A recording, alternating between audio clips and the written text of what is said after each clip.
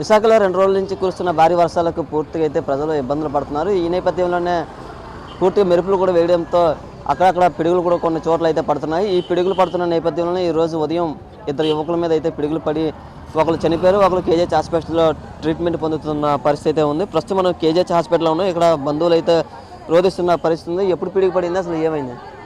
ఉదయం 7:30 గంటల్లో జట్టుకి వెళ్ళి తెప్పలోని వల్ల చదువుకోపోనుకు ఇలాగా వర్షం వచ్చింది, ఏటు కనిపించలేదు.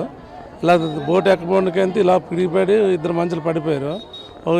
ముగ్గురు మనుషులు అంతా వాళ్ళు తీసుకొచ్చి పైకి తీసుకొచ్చి హాస్పిటల్కి జాయిన్ చేశారు. పేరు చనిపోయిన అతను దుమ్ము పోలరాజు, కామంలోకి వెళ్ళిపోయిన అతను అంతే మైల్పిల్ గురుబాజు. చెప్పండి, చనిపోయిన మీకు ఏమవుతారు? అసలు చనిపోయిన వాళ్ళు మేనల్లుళ్ళు అవుతారు. యాక్చువల్గా మా ఇంటి దగ్గర ఉండేటప్పుడు ఒక కాల్ వచ్చిన తర్వాత 7:30 ప్రాంతంలో పిడుగులు ఈరోజు వాతావరణం పొద్దున్న జరగడం వల్ల వాళ్ళు ముందుగానే వాతావరణం బాగాలేదని తెప్పలోకి వెళ్ళి వల్ల సర్దుకొని తెప్ప కట్టుకోవడానికి వెళ్ళారు. ఆ సమయంలో పిడిగి తనకు సడాలను వచ్చి పిడిపడేసరికి ఒకేసారి పోలరాజు అనే వ్యక్తి తను పడిపోయాడు.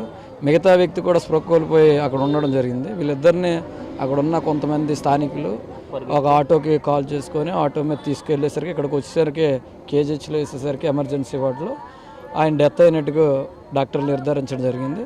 మరి అక్కడ మేము ఏం చేసామంటే కొద్దిగా కేర్గా గవర్నమెంట్ హాస్పిటల్ కొద్దిగా లేట్ అవుతుందని టెన్షన్ పడితే ఫ్యామిలీ మెంబర్స్ అక్కడున్న ఏదైతే ఇప్పుడు ఆయుష్మాన్లో ఉన్నారో ఆ వ్యక్తి ప్రజెంట్ ఐసీయూలో ట్రీట్మెంట్ జరుగుతుంది, అతను ఆయుష్మాన్కి తీసుకెళ్ళడం జరిగింది.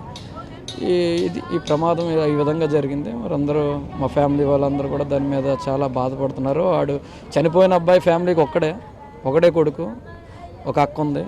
వాళ్ళ నాన్నగారు కూడా వయసు నిమిత్తం మొత్తం మీద ఆయనకి పూర్తిగా ఆరోగ్యం కూడా సహకరించదు.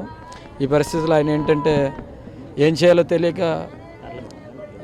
తెలియక ఆయన ఈరోజు చాలా డేలా పరిస్థితుల్లో ఫ్యామిలీలో ఉన్నాడు.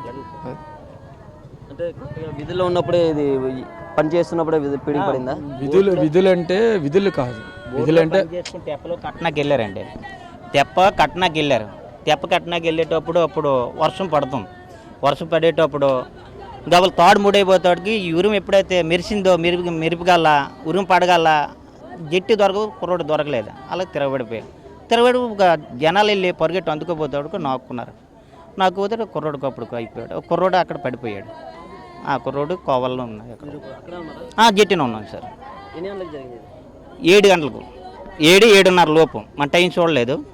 వర్షం విపరీతంగా పడుతుంది ఉరుములతోటి. అందరూ ఉన్న పరుగులెట్టాం. పరిగెడితే కుర్రోడిని అందుకోగల అప్పుడు కుర్రోడు ఏలబడిపోయాడు.